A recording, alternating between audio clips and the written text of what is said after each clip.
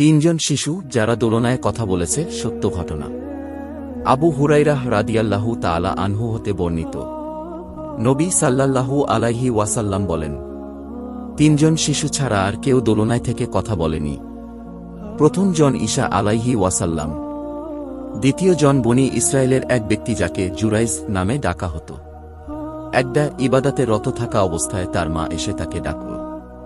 সে ভাবল, আমি কি তার ডাকে সাড়া দেব, না সালাত আদায় করতে থাকব।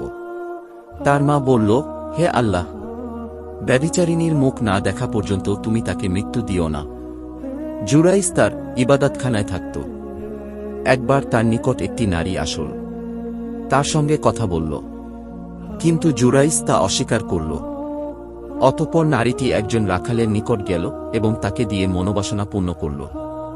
পরে সে একটি পুত্র সন্তান প্রসব করল। তাকে জিজ্ঞেস করা হল, এটি কার থেকে? স্ত্রী লোকটি বলল, জুরাইজ থেকে। লোকেরা তার নিকট আসল এবং তার ইবাদতখানা ভেঙে দিল, আর তাকে নিচে নামিয়ে আনল ও তাকে গালিগালাজ করল। তখন জুরাইজ উল সেরে ইবাদত করল। অতঃপর নবজাত শিশুটির নিকট এসে তাকে জিজ্ঞেস করল, হে শিশু, তোমার পিতা কে? সে জবাব দিল, সেই রাখাল। তারা বলল, আমরা আপনার ইবাদতখানাটি সোনা দিয়ে তৈরি করে দিচ্ছি। সে বলল, না, তবে মাটি দিয়ে। তৃতীয় জন বনী ইসরায়েলের একজন নারী তার শিশুকে দুধ পান করাচ্ছিল।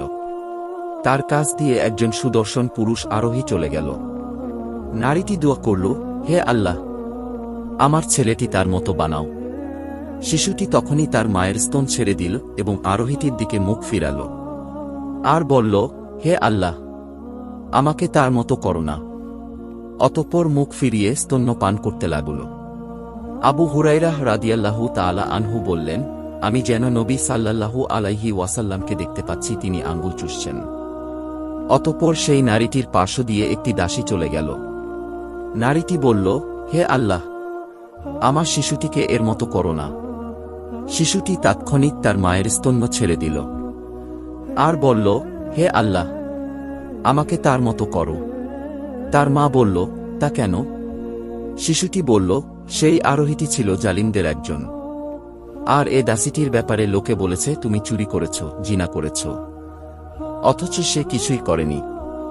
1206, মুসলিম 4522 2550, আহমাদ 100048, আধুনিক প্রকাশনী 3182, ইসলামিক ফাউন্ডেশন 3191।